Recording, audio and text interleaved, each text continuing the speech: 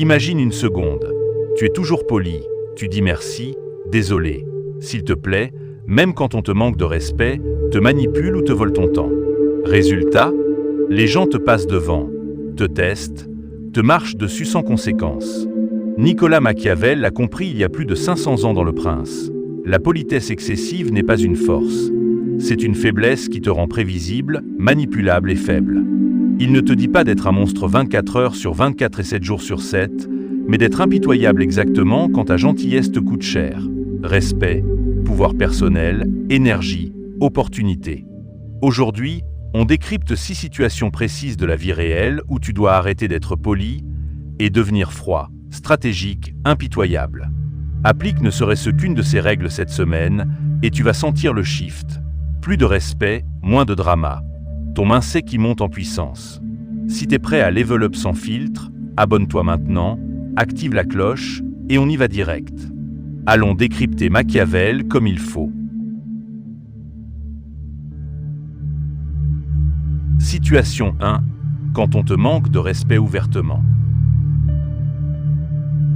Tu laisses passer une insulte avec un sourire poli. Tu viens de signer pour qu'on recommence demain. Empire. Machiavel disait « Il vaut mieux être craint qu'aimé si on ne peut être les deux ».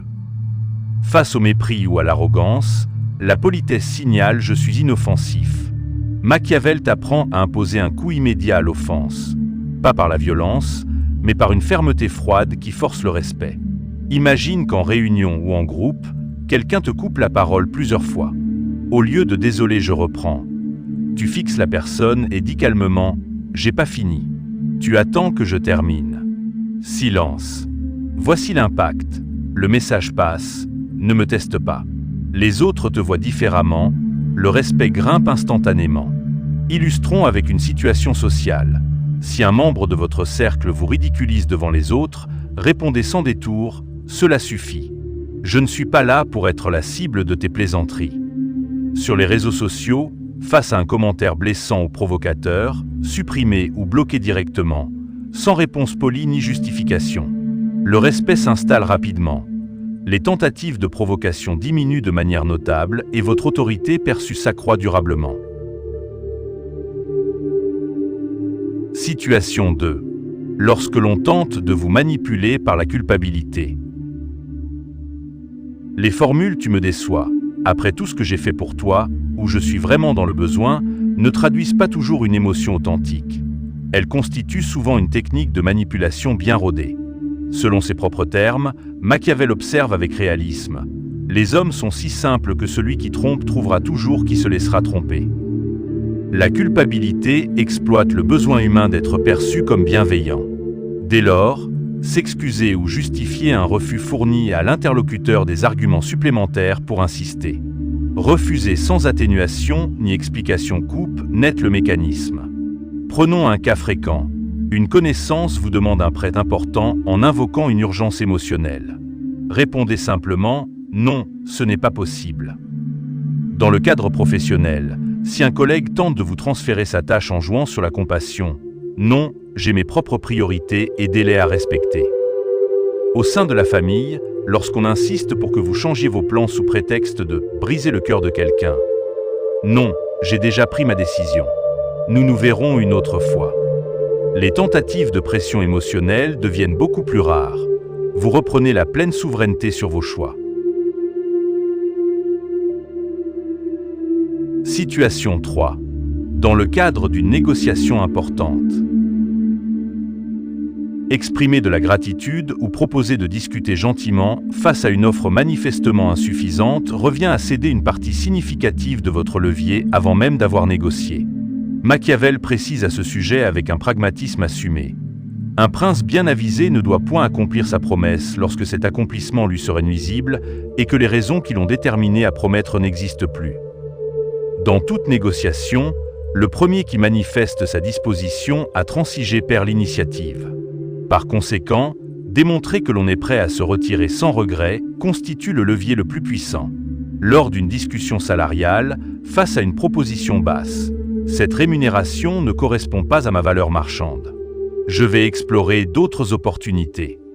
En situation d'achat, lorsque le prix demandé reste excessif, C'est trop élevé pour moi. Je passe mon chemin, très souvent suivi d'une relance plus avantageuse. En tant que freelance, si le budget proposé est inadapté, dans ce cas, nous arrêtons ici. Bonne chance pour trouver une solution correspondant à ce tarif. Les résultats financiers s'améliorent dans la grande majorité des cas. Votre position est perçue comme plus ferme et crédible. Situation 4. Lorsque votre entourage freine ou jalouse vos ambitions.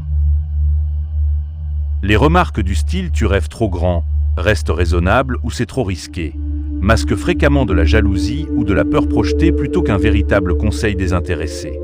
Il écrit notamment sur ce point « Il faut fuir les flatteurs. Entoure-toi de conseillers sages, mais garde toujours le dernier mot. » Les conseils bienveillants sont souvent des projections inconscientes de limites personnelles. Dès lors, entrer dans un débat justificatif dilue votre énergie et retarde l'action. Une coupure nette protège votre trajectoire. Lorsqu'un parent insiste pour que vous abandonniez un projet entrepreneurial, non, c'est ma décision. Je ne changerai pas de direction.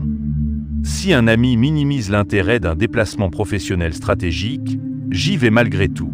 La discussion est close. Dans une relation, si l'autre freine systématiquement vos objectifs, mes priorités sont établies. Si cela pose problème, nous devons en discuter sérieusement. Votre énergie reste concentrée sur vos ambitions. Les freins externes perdent progressivement leur emprise. Situation 5. Face à une trahison ou un mensonge avéré. Réagir à une trahison par un message poli du type « je suis déçu » ou « c'est regrettable » équivaut à transmettre un message clair. La prochaine trahison sera également tolérée. Machiavel formule cette réalité psychologique avec précision. Les hommes oublient plus vite la mort de leur père que la perte de leur patrimoine. Les individus retiennent surtout les pertes qu'ils subissent personnellement. En l'absence de conséquences tangibles, rien n'empêche la répétition. Une rupture froide et immédiate rétablit l'équilibre dissuasif. Lorsqu'un partenaire professionnel vous abandonne après un accord verbal, collaboration terminée. Bonne continuation. Suivi d'un blocage. Si un proche révèle une information confidentielle, c'est noté. Nos échanges s'arrêtent ici. Face à un collaborateur qui s'approprie une idée, action immédiate, protection juridique si applicable, et coupure totale des contacts. Vous devenez perçu comme intouchable. Les comportements déloyaux se font beaucoup plus rares autour de vous. Situation 6. Lorsque l'on vous fait perdre votre temps inutilement. Prolonger une réunion, un appel ou une conversation stérile par pure courtoisie revient à dilapider volontairement votre ressource la plus rare et la plus précieuse, le temps. Machiavel valorise constamment l'action décisive et l'efficacité du prince, ce qui peut se résumer par cette idée implicite tout au long de son œuvre. Le temps doit être préservé comme un bien stratégique suprême. Le temps représente la matière première irremplaçable de toute ambition. Ainsi, la politesse qui prolonge une perte inutile constitue un suicide stratégique lent. Une interruption ferme protège cette ressource vitale. Dans une réunion qui déraille depuis 20 minutes, je mets fin à cet échange. Rien n'avance. Nous arrêtons ici. Lors d'un appel où l'interlocuteur se plaint sans chercher de solution, je dois couper.